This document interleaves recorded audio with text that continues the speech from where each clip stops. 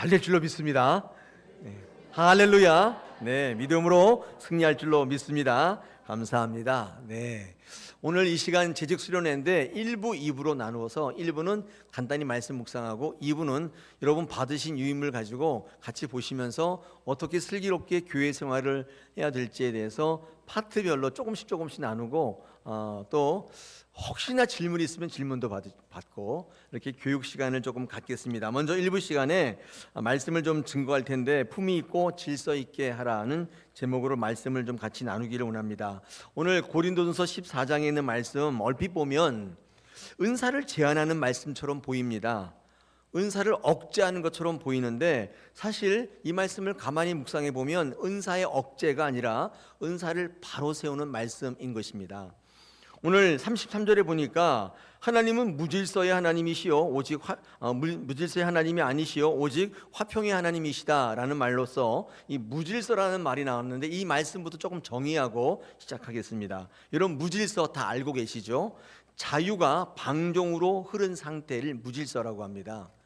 이 무슨 말이냐? 이 성경에서 신앙에서 무질서라는 말은 이런 말이에요. 은사라는 말과 연관해서 우리 여기 많이 나오는데 은사가 각자가 자기 은사를 드러내는데 일정한 규칙 없이 일정한 질서 없이 그렇게 자기가 원하는 대로 말하고 행동해서 공동체를 무너뜨리는 상태, 이게 무질서입니다. 무질서는 약간 사회적 개념이 약간 다르죠. 근데 그 의미는 같지만 이렇게 해석해 볼 수가 있어요. 그러니까 어떤 은사든지 어떤 성령이든지 질서 있게 하는 거죠. 하나님께서 정하셨거든 이렇게 하라고. 근데 그거대로 하는 거예요. 근데 너무 귀찮잖아요. 너무 걸구적대잖아요. 그러니까 내 마음대로 내 생각대로 이렇게 하는 것을 성경에서는 무질서라고 표현하고 있는 것입니다. 하나님은 어떤 하나님이시냐? 이런 것을 가만히 보고 계시는 침묵의 하나님도 아니고 여러 가지 기준이 없으므로 혼란스러운 것을 방치하는 혼란의 하나님도 아니고 화평 가운데 질서를 세우는 하나님이시다. 오늘 성경은 하나님을 그렇게 정의하고 있습니다. 그러니까 아무렇게나 각자가 원하는 대로 버려두시는 하나님이 아니다 그 말이에요. 내가 원하는 대로 내 생각대로 하기를 버려두진 않으신다. 방종의 하나님이 아니라 자유의 하나님이시다. 오늘 이렇게 우리에게 말씀하고 있습니다. 화평의 하나님, 우리 지난 시간에 배웠듯이 화평이라는 것은 단순히 조용한 상태를 말하는 게 아니라 본질이 회복된 상태가 샬롬이요 화평입니다. 그러니까 하나님이 만드신 대로 존재하는 것을 의미해요. 하나님 어떤 걸 만들었으면 본질대로 계속 가는 게 이게 화평이다. 질서와 화평은 어떤 의미에서 같은 뜻이 통하고 있는 겁니다. 자, 그렇다면 사도 바울이 고린도 교회를 향해서 이런 말씀을 할 수밖에 없었던 이유가 뭔가를 한번 살펴보겠습니다. 여러분 고린도 교회는 방언과 같은 다양한 은사를 받은 교회였어요. 은사들을 참 많이 받은 교회였는데 단 한 가지 단점이 뭐냐면 규칙이나 질서 없이 난무했습니다. 내가 원하면 아무 때나 아무렇게나 행했던 거예요. 내가 원하는데 뭐가 문제냐는 거예요.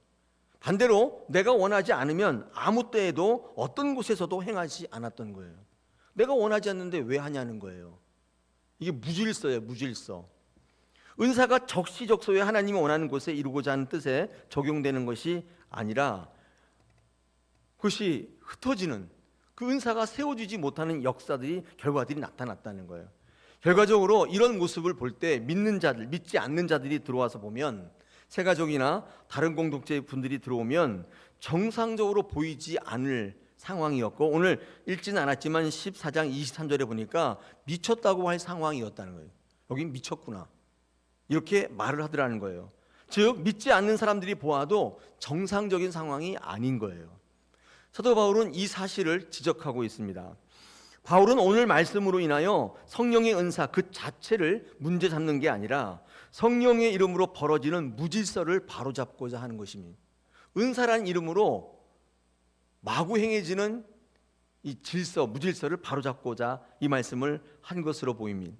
하나님이 명령하시는 질서는 그러므로 성령을 제한하는 것이 아니라 개인의 자유나 개성을 무시하는 게 아니라 성령의 목적을 이루는데 굉장히 중요한 규범이라는 거예요. 이게 질서입니다. 오늘 성경 말씀에 34절에 여자는 교회에서 잠잠하라, 복종하라 이런 말씀이 나오잖아요. 이 말씀이 우리가 가장 오해할 수 있는 말씀 중에 하나인데 교회의 질서와 화평에 관련돼서 굉장히 중요한 예가 될 수가 있습니다. 문자적으로만 읽으면 반드시 왜곡되어 생각할 수밖에 없어요. 이게 고린도 교회의 배경을 모르면 이 말씀은 읽지 않는 게 더 낫습니다. 자, 이 말씀을 제가 한번 풀어드릴게요. 여자는 교회에서 잠잠하라. 이때 잠잠하라는 것은 여성들을 향해서 침묵하라는 명령이 아닌 것입니다. 이게 무슨 말이냐면 어떤 특정 상황에서 이 질서에 대한 지침의 말씀이에요. 질서를 지키라는 뜻인데, 제가 한번 정확히 말씀을 드리면, 당시에 고린도 교회의 여건상, 문화상 당시에 교육을 받지 못한 여성들이 많아서 예배 중에 선포되는 말씀들을 모르거나 의심이 들 때가 참 많이 있었다고 합니다. 이때 이 여성들이 그 궁금증을 참지 못하고 예배 중에 남편에게 혹은 권위 있는 자에게 즉각적으로 질문하는 일이 잦았다는 거예요. 여러분, 이것이 예배의 질서와 흐름을 깨뜨렸어요. 그래서 사도 바울은 말합니다. 뭐라고 말하냐면, 배우려거든 집에서 너희 남편에게 또는 너희 남편에게 들으라, 이렇게 말했던 것입니다. 여러분, 이 말씀의 핵심은 침묵하라가 아니라 질서를 지키라는 뜻이에요. 흐름을 깨면 안 된다는 거예요. 궁금한 건 이해할 수 있지만은 여기서 이러시면 안 됩니다, 그런 뜻입니다. 흐름을 깨지 말라는 거예요. 이거는 침묵하라는 명령이 아니잖아요. 다 공공성에 있는 예배를 예배답게 만들라는 질서의 명령이죠. 여자는 복종하라 그러는데 그럼 남자는 복종 안 해도 돼요? 전혀 아닙니다. 우리 에베소서 5장 21절에 그리스도를 경외함으로 서로 복종하라, 남자도 복종해야 되는 거죠. 이 바울의 논지는 여자는 복종하라가 아니라 모든 예배자는 자신의 자유를 공동체에 복종시키라는 뜻입니다. 그러므로 이 말씀은 성적 차별이 아니라 예배 질서에 대한 책임과 윤리를 강조하는 거예요. 누구든지 마찬가지예요. 복종해야 되죠. 이 질서에 복종해야 되고, 내 의견이 있고 내 생각이 있지만 내려놓아야 돼요. 그렇지 않고 내가 생각할 때는요, 이렇게 하면 이 질서를 깨는 거죠. 이거에 대한 윤리와 책임에 대한 말씀이죠. 36절에 하나님의 말씀이 너희로부터 난 것이냐, 너희에게만 임한 것이냐, 이렇게 사도 바울이 묻고 있습니다. 이 고린도 교회는 은사가 많은 교회였는데, 은사가 많은 것만큼 그것을 은사답게 하는 질서가 필요했는데 이런 것들이 별로 없었다는 거예요. 그래서 스스로를 영적인 엘리트로 여기고 보편적 교회의 질서와 동떨어진 행동을 정당화했어요. 그렇기 때문에 너희가 예배의 기준을 정할 권리를 가진 것이냐, 사도 바울이 지금 묻고 있는 거죠. 고린도 교회만이 하나님의 말씀을 독점한 것이냐, 이렇게 질타하고 있습니다. 그러므로 사도 바울은 권고합니다. 하나님의 말씀은 개인의 어떤 체험보다도 크고 교회 은사보다도 먼저 있다. 말씀하시면서 모든 것을 질서 있게 함으로 아름답게 하라. 그럴 때 성령의 은사든 하나님의 능력이든 그것이 자리를 잡게 되고 거기서 능력이 나타나기 시작하는 거예요. 마지막으로 38절 보면 만일 누구든지 알지 못하면 그는 알지 못한 자라. 이게 읽어도 이해가 안 가는 말씀인데 이게 무슨 말씀일까요? 하나님이 세우신 질서를 무시하면서까지 성령을 말하는 것은 정말 성령을 모르는 것이다, 이렇게 말씀한 거죠. 제가 지금 말씀을 조금 배경사와 더불어서 오늘 품위 있게 질서 있게 행하라는 말씀을 주제로 우리가 교회를 어떻게 행해야 될까에 대해서 기초적인 말씀을 좀 같이 나누는 것이면, 품위 있게 질서 있게, 여러분, 성령의 은사는 아무 때나 내 마음이 내키는 대로 드러내라고 주신 게 아니라 하나님이 주신 질서 가운데 교회를 세우라고 주신 거예요. 그러므로 사도 바울은 은사를 억누리는 것이 아니라 오히려 은사를 하나님의 목적에 맞게 때에 따라서 목적에 부합하게 질서 있게 품위 있게 사용하라고 하는 권면을 지금 드리고 있는 것입니다. 하나님은 그것이 아무리 강력한 성령의 은사라 할지라도 무질서 속에서의, 즉 각자 마음대로의 기준을 가지고 드러내기보다는 화평 속의 질서를 통해 교회를 세워나가기를 지금도 원하십니다. 이게 하나님이 말씀하시는 품위요 질서예요. 여러분, 성령 충만의 기준은 얼마나 뜨거운가가 아니라 얼마나 서로를 세워줄 수 있는가에 있어요. 제가 예전에 말씀드릴 때 성령 충만은 영향력이라고 그랬잖아요. 충만은 흘러 넘치는 거거든요. 가득 차 있는 상태가 아니라 흘러 넘치는 거예요. 흘러 넘침과 가득 차는 거의 차이점은 뭐냐면 누군가의 영향을 미치느냐, 나에게로 끝나느냐의 차이 있어요. 우리 모든 교회의 은사는 영향력을 미치게 돼요. 그러므로 질서 있게 품위 있게 하셔야 돼요. 오늘 이 말씀이 우리 교회가 앞으로 모든 은사를 다양하게 드러낼 때 하나의 놀라운 기준이 되면 참 좋겠습니다. 할렐루야. 1부 끝. 네. 여러분 2부는요. 요거 유인물 한번 보시고 될 수 있는 대로 빨리빨리 해서 우리가 좀 같이 생각해 봐야 될 것들을 좀 나누고 이 중에는 제 생각이기 때문에 이제 뭐 관련된 부서랑 연구를 좀 하고 같이 논의를 해야 될 부분도 분명히 있습니다. 오늘 이 재직교육의 제목이 슬기로운 교회 생활이에요. 그러니까 어떻게 하면 슬기롭게 교회 생활을 할 수 있는가? 슬기롭게 교회 생활을 하지 않으면 굉장히 파행으로 되겠죠. 교회 다녀도 은혜도 안 되고 굉장히 괴롭겠죠. 슬기롭지 않으면. 저희 다사랑교회 3대 비전이 선교와 그 다음에 교육과 예배거든요. 이 세 개의 비전을 놓고 같이 한번 얘기하고 마지막에 기타 부분에서 우리가 좀 같이 나눠야 될 것들을 좀 같이 나누겠습니다. 그래서 올해 좀 바뀌는 부분들 조금 달라지는, 완전히 뭐 달라지는 거 그런 거 없는데 좀 달라지는 부분이 뭐가 있는지를 한번 먼저 살펴보시고 또 같이 좀 말씀을 나누겠습니다. 우리 전도 선교 앞에 보시면요.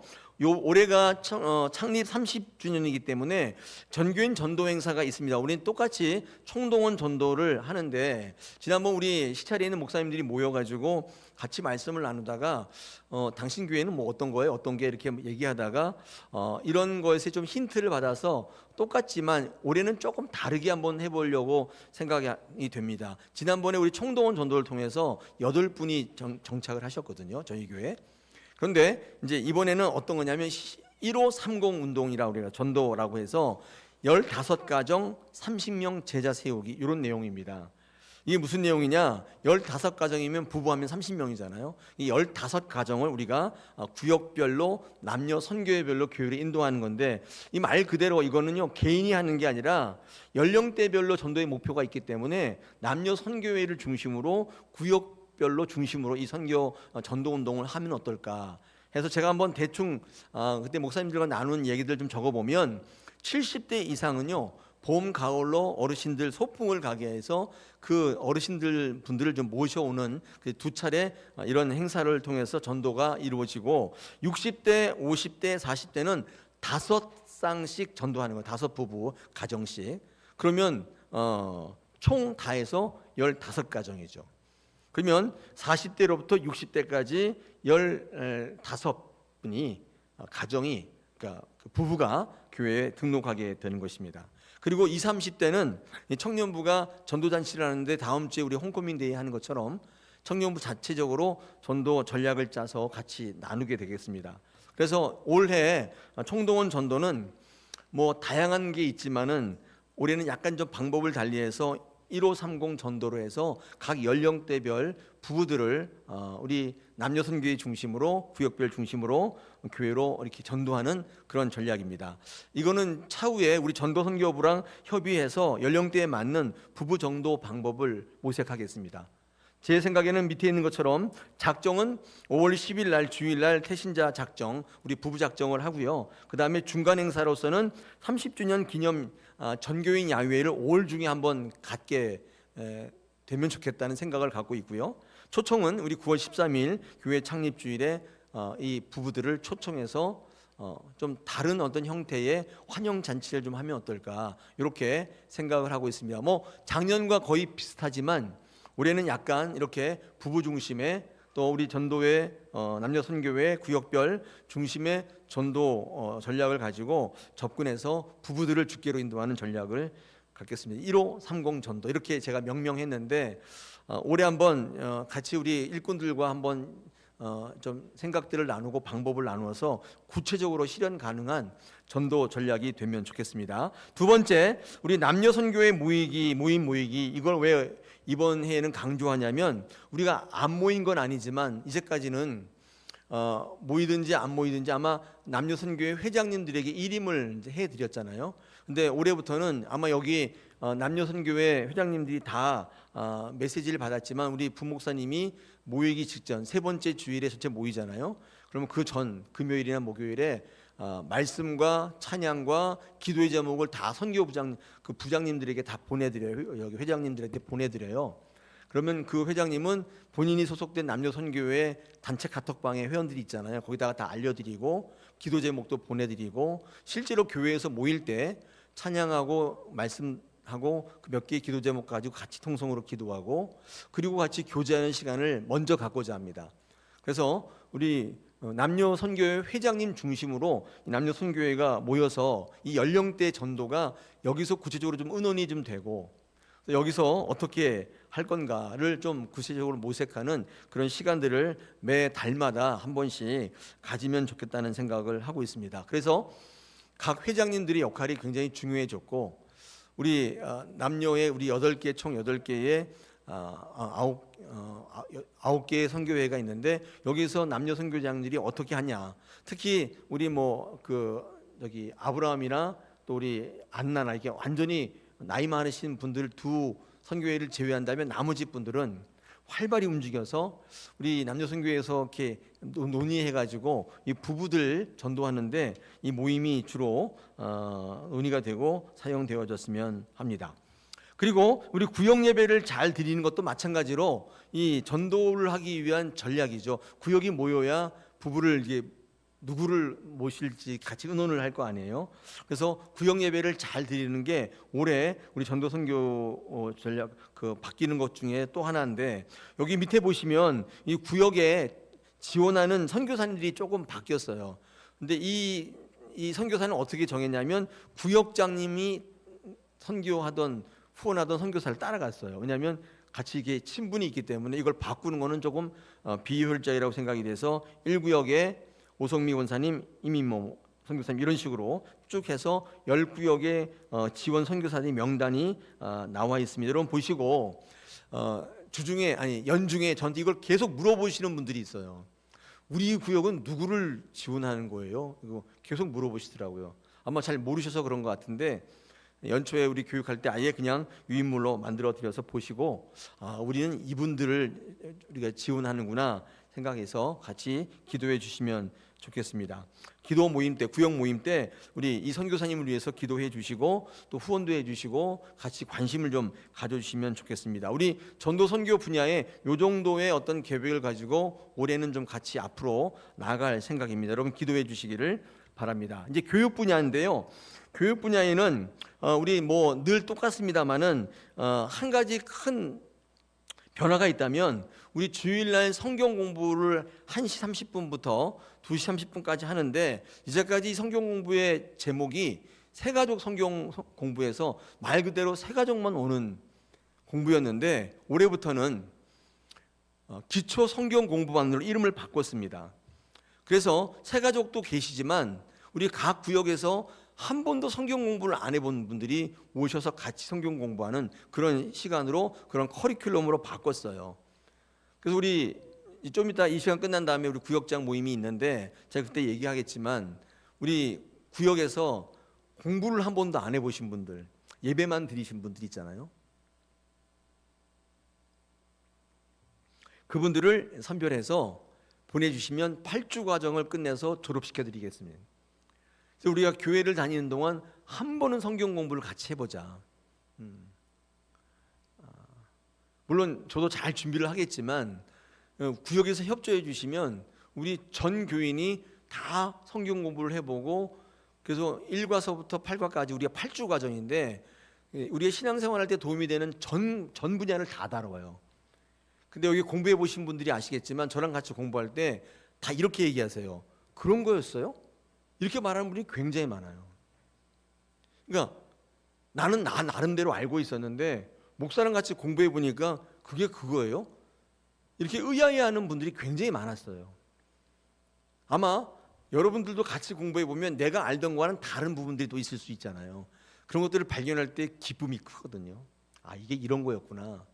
그래서 이게 안 되었던 거구나. 이렇게 알아가는 귀한 시간을 우리 전교인이 한번 같이 공부하면서 이렇게 전체적으로 하는 게 아니라 그때 오셔가지고 각 구역에 한 명씩 8주가 지나면 또 한 명 보내시고 더 이상 보낼 분이 없으면 어떻게 할 수는 없고 그래서 오후에 좀 시간을 내라고 구역장님들이 권면하셔서 예배 끝나고 식사하시고 바로 집에 가지 마시고 한번 1시간 정도 같이 성경 공부를 하는 그런 성경 공부가 좀 활성화되었으면 좋겠다고 생각을 해서 우리 밑에 적어놨습니다. 그래서 시간도 1시 30분으로 바꿨고 1시간만 딱 하겠습니다.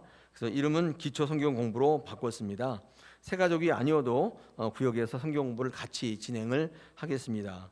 그리고 우리 다사랑 교회가 월요일서부터 주일까지 계속 성경 공부가 있어요. 월요일 새벽 기도 끝난 다음에 안수 집사님들의 성경 공부가 있고, 수요일 날 수요사경의 직전에 1시간 장로님들의 성경 공부가 있고, 목요일이 굉장히 바쁜데 목요일 오전에는 구역장 권사 공부가 있고, 목요일 오후에는 목요 성경 공부반이 제자반이 있고, 목요일 저녁 오후 8시부터 10시까지는 직장인 성경 공부가 있어요.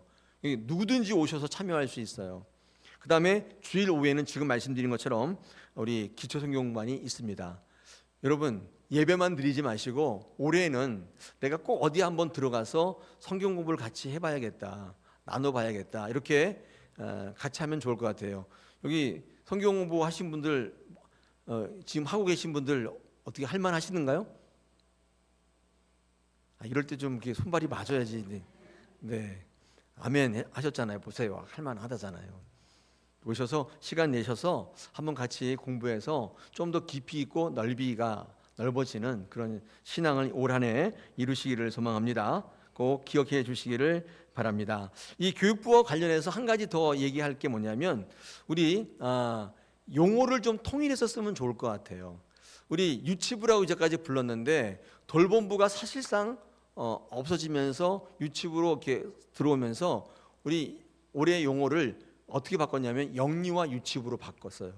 뭐 줄여서 유치부라고 해도 되지만 이렇게 있다는 거 여러분 꼭 기억해 주세요. 영유아 유치부, 이렇게 통일해서 쓰면 좋을 것 같아요. 그리고 우리 중고등부는 학생부가 아니에요. 중고등부란 명칭이 있어요. 우리 청년부는 대학부 아닙니다. 청년부예요. 대학만 다니는 분만 있는 건 아니니까 청년부. 이렇게 각자 원하는 대로 부르지 마시고 용어를 좀 통일하면 좋겠다. 용어 통일 말 나왔으니까 저희 교회는 성가대라고 안 하고 찬양대라고 합니다. 이것도 기억해 주셔서 용어를 통일해서 찬양대장, 찬양대원 이렇게 불러주시면 좋을 것 같고, 이건 어떤 분은 찬양대, 어떤 분은 성가대, 다 바뀌니까 이게 뭐 헷갈리니까 용어를 오늘부로 한번 통일하면 좋겠습니다. 요 교육부와 관련돼서 여러분이 꼭 한번 아시면 통일해서 쓸 수가 있겠습니다. 자, 그 다음에 영역은 예배입니다. 예배인데 예배는 크게 여러 가지로 나누는데 특별히 주일 오후 헌신 예배부터 말씀을 좀 드리면, 앞에 화면 보시면 이렇게 오후 헌신 예배 좀 보여주세요. 이렇게 보시면 이렇게 헌신 예배 있는데, 우리 1월 4일은 재직 헌신 예배를 드렸고, 우리 2월 8일에는 당회 헌신 예배를 드리는데 이렇게 쭉 있는데 조금 약간 작년하고 바뀌었어요. 좀 빠지기도 하고 통합되기도 하고, 특별히 우리 10월 4일 날 남녀 선교회 헌신 예배가 새롭게 등장하면서 구역 선교 보고대회를 같이 하기로 했어요. 이거 따로 하니까 사람들이 뭐라고 좀 불편하다고 해서 이걸 통합해서 같이 하고, 그 다음에 구역 연합 헌신 예배를 11월 달. 그러면 12월 달, 8월 달, 3월 달, 5월 달은 비잖아요. 그러면 이때 오후 예배, 우리 매달 첫 주일인데 이때는 뭘 하느냐? 이때는 간증 예배를 신설하려고 합니다. 예배하는 게 아니라 간증자가 와서 간증을 할 거예요. 간증, 난 이렇게 예수님을 만났다, 난 이렇게 하나님을 만났다, 이런 거 간증하는 시간이 있어서 예배보다는 간증자가 올라와서 간증을 하는 그런 시간으로 한번 신설할 예정입니다. 여러분 위해서 기도해 주시고 이 예배가 잘 되면 오후 예배가 조금 풍성해지지 않을까 생각이 됩니다. 수요 사경에 보여주세요. 수요 사경에는요, 많은 분들이 수요일까지 와서 기도하는 게 너무 부담이 된다고 말씀하셔서 대표 기도를 중보 기도로 바꿨습니다. 수요 사경에는 기도에 부담 없이 오셔서 같이 말씀을 공부할 수가 있겠습니다. 기도 안 시켜요. 오셔서 대신에 특성은 그대로 합니다. 구역별로 모이는 것은 포기할 수가 없으니까 오셔서 구역별로 특성을 해주시면 되고, 대신에 여기 서서 대표로 기도하는 게 좀 부담스러우면 우리가 전체 찬양한 다음에 전체 기도 제목을 가지고 중보하고 통성으로 기도하겠습니다. 여러분 이 점도 알아두시고 나는 기도가 부담스러워서 수요사경회 못해, 이런 분들 다시 한번 수요사경회를 살펴보시기를 바랍니다. 우리 금요기도회도 약간 바뀌는데, 이거는 지난 예배 시간에 제가 광고 시간에도 말씀드렸는데 매월 첫 금요일, 매월 첫 금요일을 이렇게 말합니다. 함께 기도회로 이야기를 명명했습니다. 보시면 저렇게 1월 달에는 없고 또 7월 달에도 없고 4월 달, 12월 달 없습니다. 이거는 그냥 아무것도 없다는 뜻이에요. 대신에 2월 달에 당회, 그러면 2월 달에는 당회원이 금요기도에 다 나오는 거예요. 그래서 그분들의 기도 제목 가지고 같이 기도를 주관하는 것입니다. 3월 달에는 1구역, 2구역이 나오셔서 그 기도 제목 가지고 같이 기도하고 뭐 다른 것보다도 우리 구역의 기도 제목이 얼마나 많아요. 개인적인 기도 제목도 있고 진짜 기도하는 제목들이 많은데 우리 보통 금요 기도에는 굉장히 보편적이고 대표적인 기도 제목이 많거든요. 근데 저 때는 저 구역들이 진짜 기도하는 제목들을 가지고 기도하겠습니다. 뭐 자치회, 안수집사회, 권사회, 당회 있습니다. 이렇게 자치회들이 나오셔서 주관하시고 같이 예배를 하면 좋겠습니다. 그래서 그날 정말 하시고 싶어요. 근데 따져보면 1년에 딱 한 번이에요. 한 번 오시는 거기 때문에 그렇게 부담은 되지 않지만 이 금요기도에 생전에 한 번도 안 나온 분들이 나오게 되는 그런 역사들이 있을 줄로 믿고 함께 기도회를 한번 만들었습니다. 그래서 8시부터 9시 30분까지 정확히 시간을 지켜서 끝내드리고 그 이후에 자유스럽게 기도할 수 있도록 금요 기도회를 새롭게 바꾸겠습니다. 여러분 새벽 기도회도 바뀌었는데 토요일까지 하던 것을 금요일까지만 하고 시간도 5시 30분에 정각이 시작해서 6시까지 끝내도록 노력하겠습니다. 토요일 날은 금요 기도회 때문에 좀 부담이 된다고 많은 일을 하셔가지고 가정 기도로 대체하겠습니다. 그리고 우리 여기 보시면 저 뒤에 있는데 우리 새벽 기도 중보 기도표에 함께 드리는 다 함께 공동 기도 그 제목이 없어졌어요. 이거 읽고 하는 것도 이것도 시간이 많이 든다고 해가지고 이것도 뺐어요. 그래서 5시 30분에 시작해서 6시에 딱 끝납니다. 이후에 자기 기도도 하시고 출근할 때 도움을 받으시라고 많은 분들이 새벽 기도 너무 늦게 끝나서 새벽 기도를 못 오시겠다는 분들이 제법 계셨거든요. 이제는 시간을 딱 맞춰 드릴 테니까 오셔서 같이 기도. 중요한 건 뭐냐면 기도하는 게 되게 중요해요. 같이 한번 모여서 같이 기도하는 게 중요하잖아요.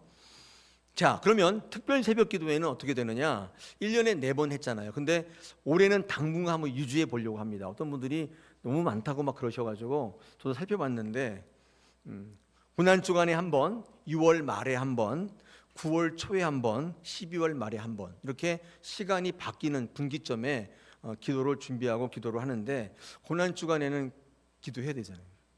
그래서 이렇게 4번을 올해에도 한번 지속해 보겠습니다.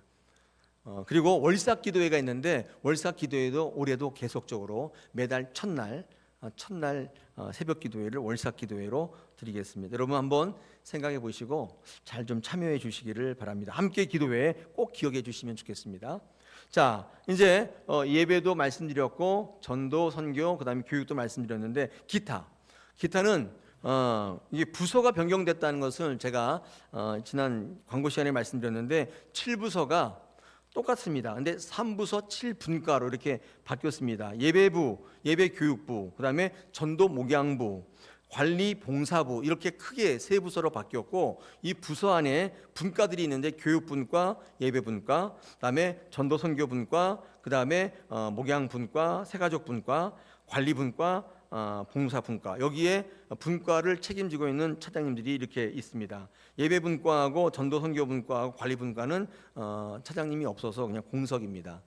이분들과 합력해서 이 일들을 이루어 나갈 텐데 부서가 이렇게 좀 뭐 이렇게 너무 이렇게 뭉뚱그려 되지 않았냐? 7부서랑 똑같은데 단지 좀 세분화되었다는 차이가 있습니다.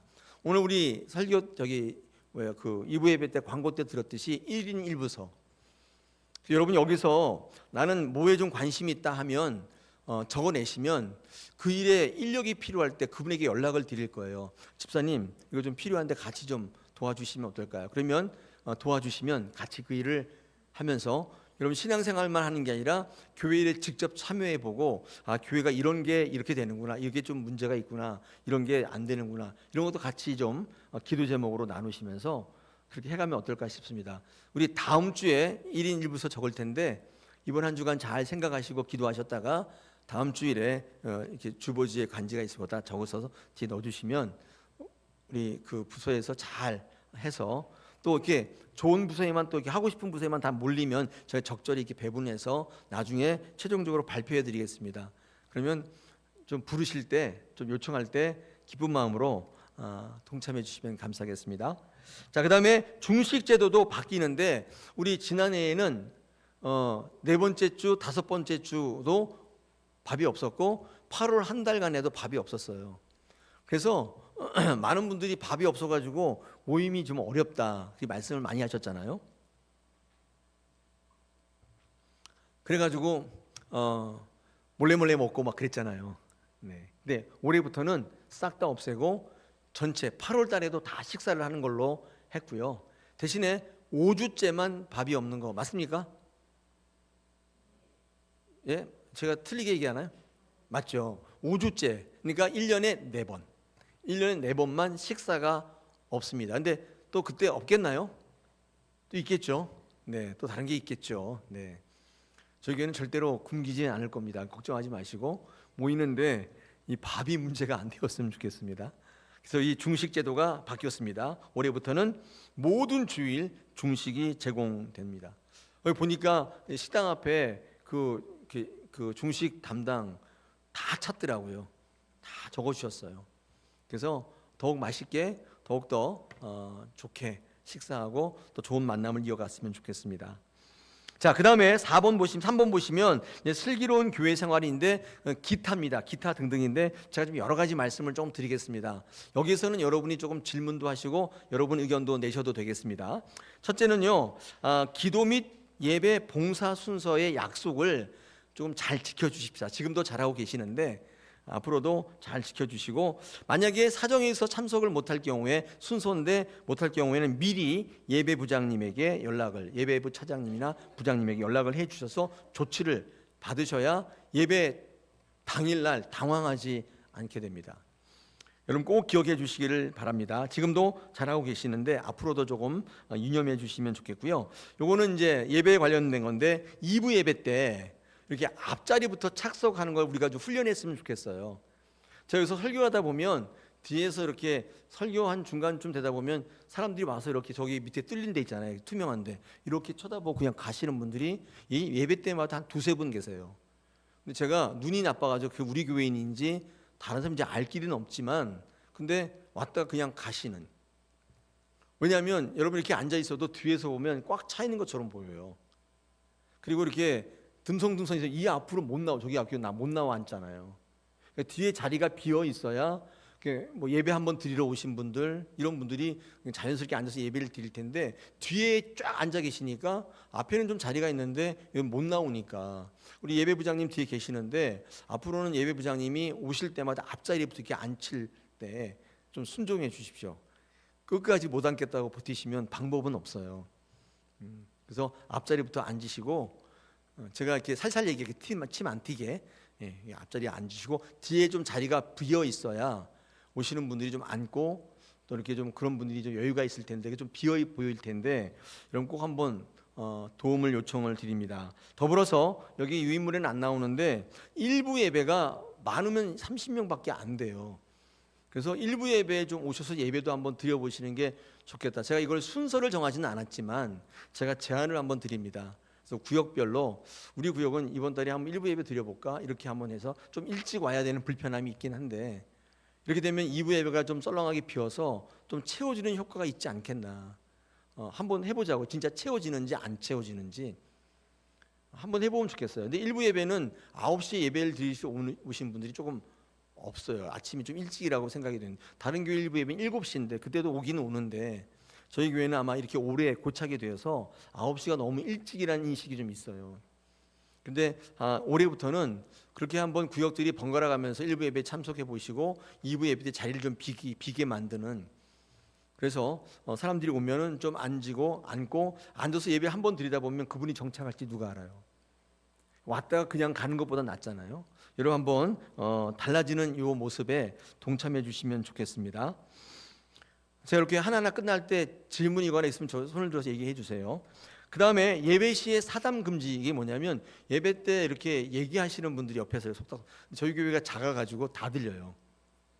그래서 우리 주로 뭐 어르신들이 그러잖아요. 근데 그러면 앞뒤에서 어르신 조용히 이렇게. 근데 가만히 계세요. 앞뒤로 가만히 계시기 때문에 계속 얘기하세요.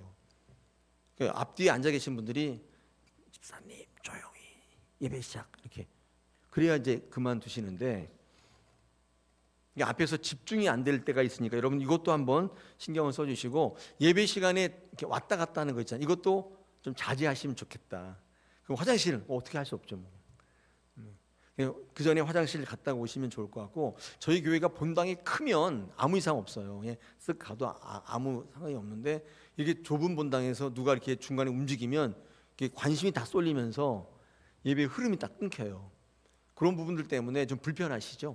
그래서 예배 전에 화장실 문제 해결하시고, 심지어는 전화를 받으러 나가시는 분이 있는데, 그럼 우리 예배부에서 아마 이렇게 잘 얘기를 해주실 텐데, 그 전화는 이제 묵음이나 진동을 해놨다가 예배 끝난 다음에 확인을 하시면 좋겠습니다. 예배를 중간에 핸드폰을 들고 나가시는 그런 경우는 없도록 여러분 한번 신경 써주시기를 바랍니다.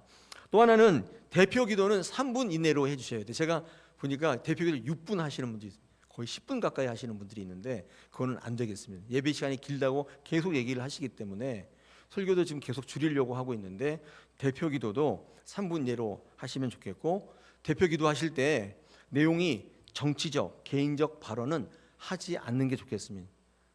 특정 정당을 얘기한다든지 정치를 얘기한다든지 개인의 정치적 소신을 얘기한다든지 이런 거는 하지 않으셨으면 좋겠습니다. 저희 교회는 그런 교회가 아닙니다. 물론 그런 견해는 가질 수는 있지만 공식적인 석상에서는 그런 발언을 자제해 주시고, 은혜로운 기도, 하나님의 말씀을 근거해서 우리 교회가 감당해야 할 사명들을 좀 기도해 주시면 참 좋겠습니다. 여러분 강단에 올라오실 때 복장을 대해서 한번 제가 말씀을 좀 드려야 될 것 같아요. 이거 어떻게 하면 좋을까요?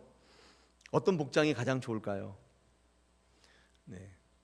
곰곰이 생각을 해봤는데, 뭐 이렇게 입어라 저렇게 입어라, 이게 뭐 시대에 안 맞기도 하고 맞기도 하고 뭐 여러 가지 견해가 있을 수 있잖아요. 그래서 제가 이제 이렇게 얘기하면 어떨까요? 대통령 만나러 가는 복장. 네. 대통령 만나러 가는 복장이 그냥 한마디 딱 정의될 수 있잖아요. 그죠? 하나님이 설마 대통령보다 못하진 않잖아요. 뭐 의견 있으세요? 넥타이를 매라, 뭐 구두를 신어, 이런 말씀 별로 드리고 싶지 않고, 내가 지금 대통령을 만나러 간다 그러면 어떻게 입고 나가실까? 그거 그대로 입고 오시면 될 것 같아요. 이 뭐 대표 기도할 때 하나님 앞에 대표로 서는 거니까 복장을 어떤 뭐 이렇게 여성분들은 너무 노출이 있는 건 좀 피하시고, 우리 남자분들은 너무 이렇게 격식 없는 이런 복장은 좀 피하시고, 좀 예의를 갖추는 복장이 필요하지 않겠나. 근데 뭐 뭘 입어라 얘기하기가 좀 불편하니까 이렇게 통칭적으로 높으신 분 만나러 갈 때 입는 복장이면 좋겠다. 하나님이 제일 높으시니까 그렇게 하면 좋겠고요. 또 한 가지, 우리 재직의 생활 중에, 슬기로운 생활 중에 이렇게 직분을 불렀으면 좋겠습니다. 이름 부르지 마시고, 친하다고 아무개야 아무개 이렇게 하는 것보다도 직분이 있으니까 집사님, 권사님, 뭐 장로님 이렇게 부르면 좋겠고, 뭐 길동아 뭐 이렇게 부르는 거는 친해 보이긴 하는데 좋아 보이진 않습니다. 존대를 하시면 좋겠어요. 존댓말 쓰시면 좋을 것 같아요. 내 아랫사람이라도 집사님 이렇게 하시면 좋겠습니다. 이렇게 존댓말 쓰는 게 어떨까요? 제가 한번 제안을 드립니다. 물론 저한테 그러시는 분은 없지만 우리 구역 식구들 가운데 너무 친하면 그럴 수도 있겠는데, 근데 앞으로는 한번 그렇게 해보십시다. 존대하고 직분을 불러드리는 거. 뭐 직분이 있으니까 권사님 이게 좋잖아요. 권사님, 아니 권사님 됐는데 권사님이라 불러야지. 그러면 권사님, 은퇴 권사님도 권사님이에요. 은퇴 권사님 이렇게 부르지 마세요. 네. 네, 우리 이제 이 말이 났으니까 우리 공식적인 직함이 있어요. 은퇴 안수 집사님, 은퇴 장로님, 은퇴 협동 장로님 집사님, 이런. 그런데 그거는 공식적인 문서에는 이렇게 쓰지만은 부를 때에는 그냥 다 집사님이에요. 집사님 이렇게 부르시면 됩니다. 그래서 공식적인 문서에는 뭐 요람이랄지 주보에는 그렇게 들어가는데, 그렇지 않은 데는 그렇게 부르시면 되겠습니다. 그 다음에 만나실 때 믿음의 인사, 샬롬 이렇게 한번 인사하는 것을 우리 교회가 한번 실천해 보면 어떨까요? 만나면 헤이 안녕 이거보다도 네, 샬롬, 뭐 할렐루야 이거. 네. 아니면 저는 항상 카톡 뒤에다가 오늘도 여호와 이래 쓰거든요. 전 이 말이 참 좋더라고요. 오늘도 하나님께서 준비하신다, 하나님께서 보신다. 여러분 카톡 쓸 때도 이런 믿음의 인사를 잊지 마시고, 샬롬 이거 좋잖아요, 그죠? 연습해 볼까요? 옆에 있는 분들이 한번 인사해 볼까요? 샬롬. 네, 살롬이 아니라 샬롬. 네, 살롬은 죽을 놈의 반대말인데 샬롬 이렇게 인사해 주시고, 네. 그 다음에 여호와 이래 이건 좀 그렇죠. 할렐루야. 네, 할렐루야 이렇게 우리 목사님 가운데 이렇게 인사하시는 분이거든요. 전화만 딱 들면 할렐루야 이렇게 하시는 분이 있어요. 그래서 제가 아멘 이렇게 하거든요. 근데 처음에는 약간 장난 같았는데 들으면 들을수록 좋아요. 이런 이거 돈은 안 드는 거잖아요. 근데 한번 우리 교회가 그런 믿음의 기도, 믿음의 호칭, 또 믿음의 인사 이런 것들이 좀 잘 되어서 볼 때마다 은혜가 넘치는 그런 성도의 교제가 되면 참 좋겠습니다. 꼭 한번 실천해 보시기를 바랍니다. 그 다음에 우리 교회 각종 모임에 참여를 잘하게 제가 적어놨는데 원래회, 재직회, 공동회 이런 것들에 여러분 특히 관심을 갖고 참여해 주시기 바랍니다. 이건 제가 많이 광고를 했는데 재직회, 공동회 우리 교단 헌법에 보면 여기서 하는 일들이 명시가 돼 있어요. 이런 일들은 재직회에서 처리한다. 이런 일들은 공동회에서 처리한다. 다 명시가 돼 있거든요. 저희 교회가 조직교회니까 그런 거에 따라서 하는데 이런 그렇고 할 때 이제 이렇게 재직회나 공동회는 주보에 한 주나 두 전에 광고가 나요.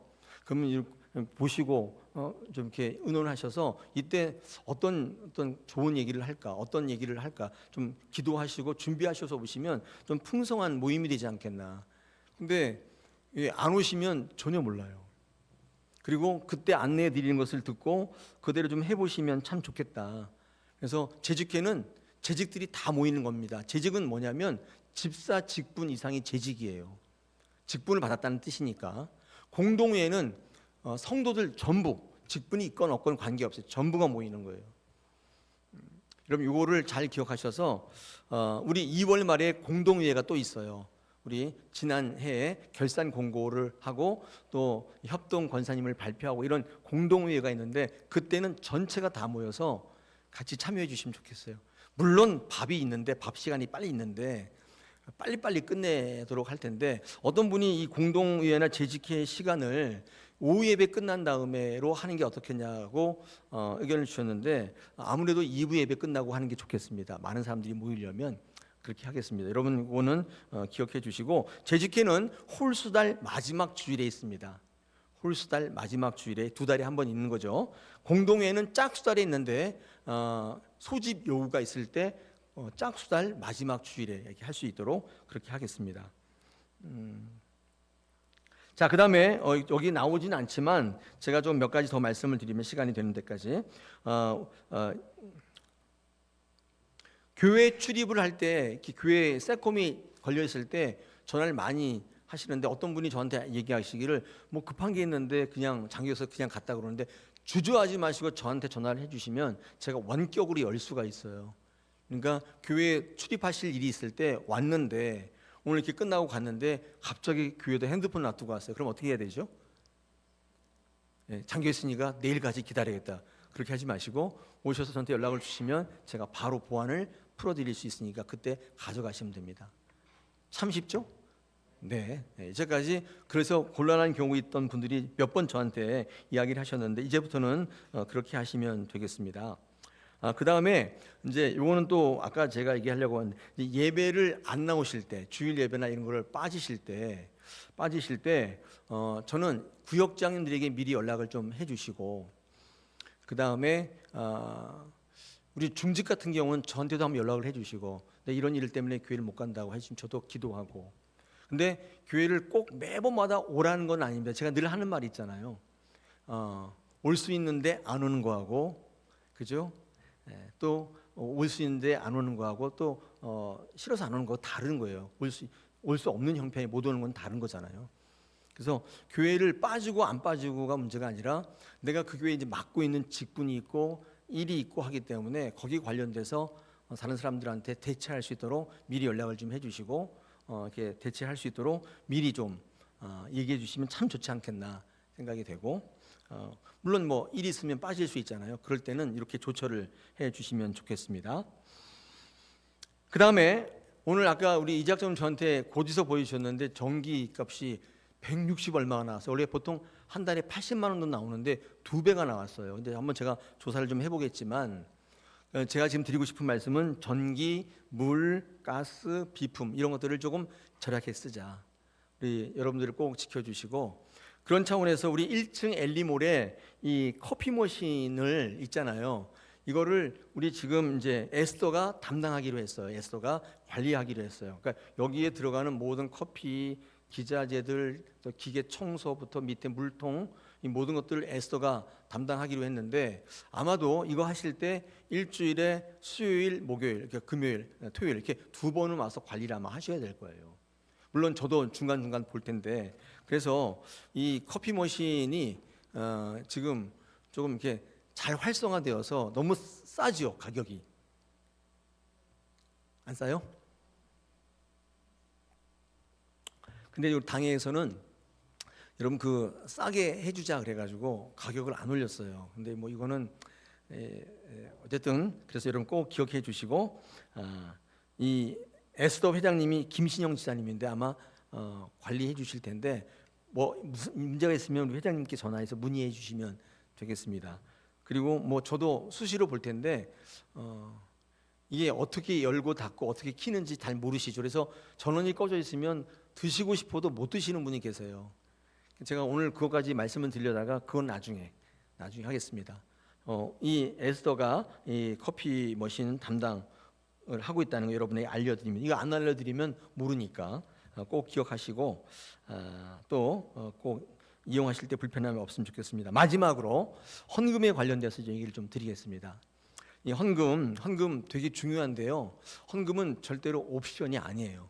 우리 교회 특히 재직들은 재직 받을 때 헌금에 대한 의무를 다 이제 선서하고 하잖아요.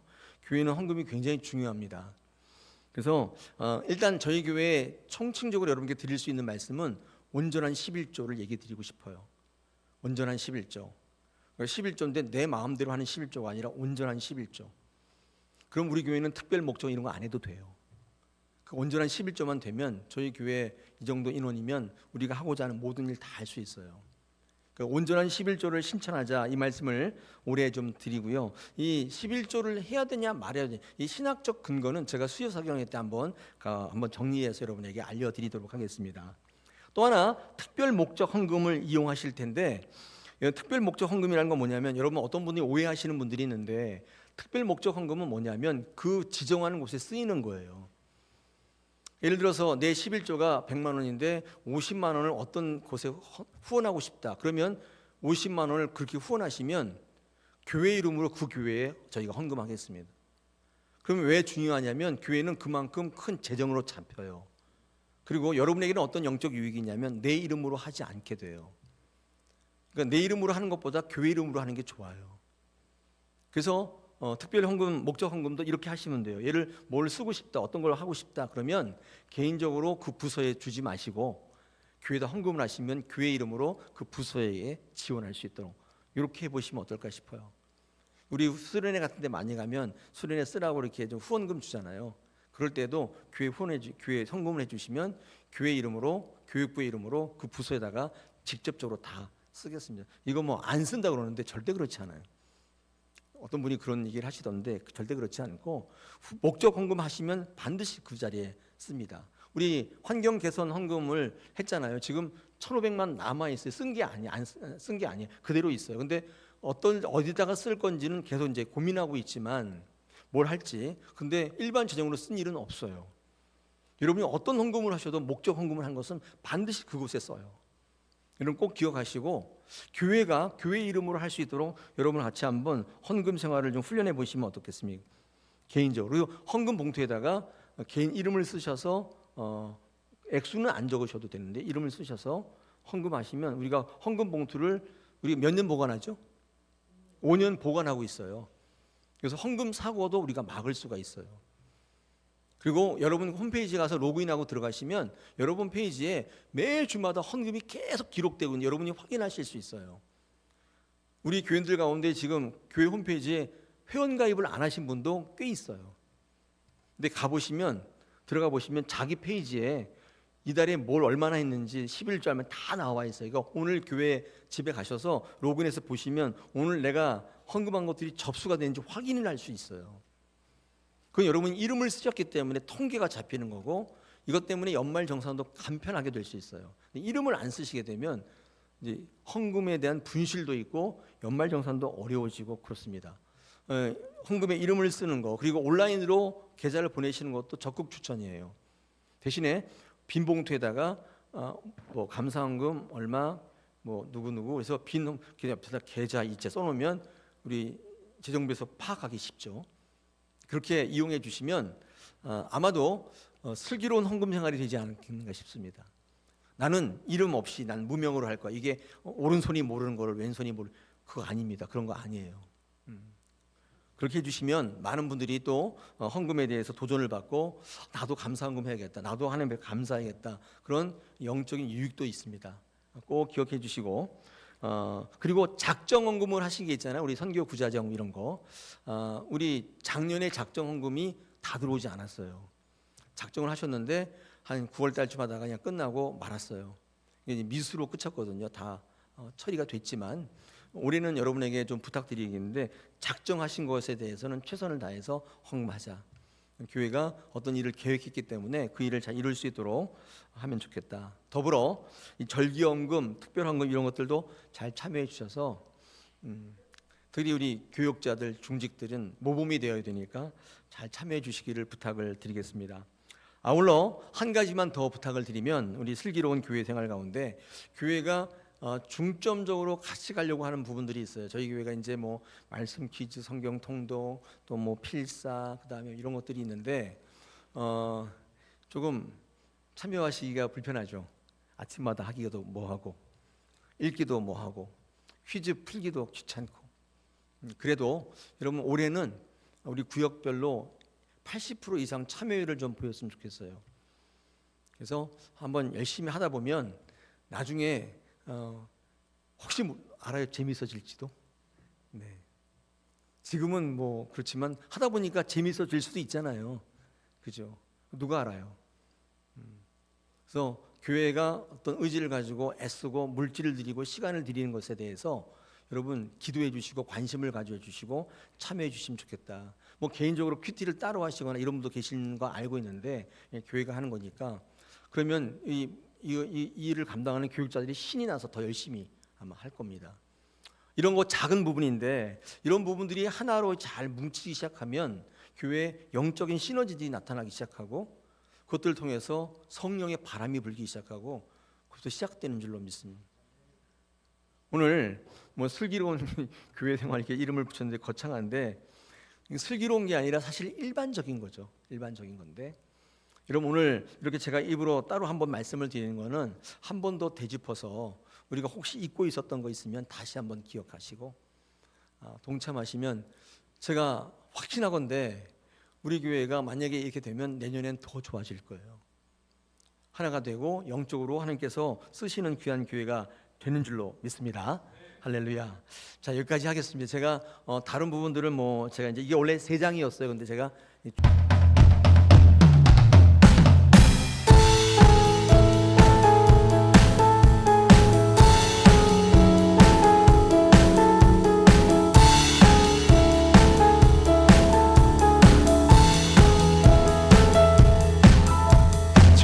바다보다도 더 넓고 저 산과 하늘